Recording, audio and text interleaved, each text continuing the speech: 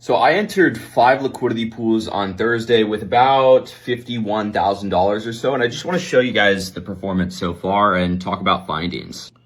So that 51,000 has gone up to about $54,000. It's earned about 555 bucks. And of course, we've seen about 27.58 in overall price appreciation. Now the APR is 74%, but I want you to pay attention to this number right here and this number right here, basically.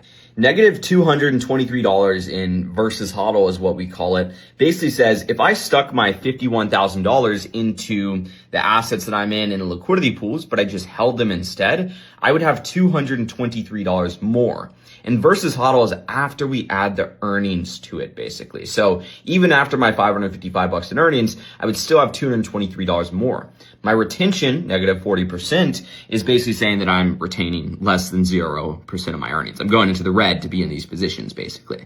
Now, does that mean that I should just immediately shut down these liquidity pools, make an emotional decision that is charged based on what I'm seeing on a dashboard at this given point in time? Absolutely not. The reason why is because I woke up this morning and I was actually $200 in the positive. So because there was divergence today, there was market movements, ultimately that creates that divergence loss. But as we know, markets go up, markets go down, prices go up, prices go down. So it's a game of waiting and patience, right? Over time, those earnings are going to stack up. And if you set your ranges properly, you will balance between your ranges, basically, all whilst your earnings are stacking up to the point where eventually you are profiting. Now, the thing is, my investment horizon is way longer than 5 days for a single liquidity pool. For a single liquidity pool, and I mean a single position, I want to be in those for at least 2 weeks. And for strategies, typically I want to be in them for about 2 months, so multiple positions.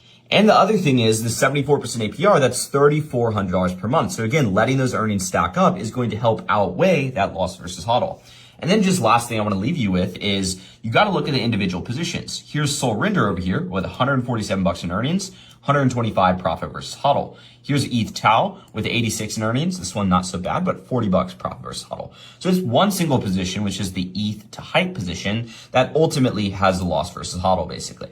So again, we don't want to make emotional decisions. We want to let the market do its thing. This is not a game of staring at your screen every single day, all day. This is the game of letting your wealth compound.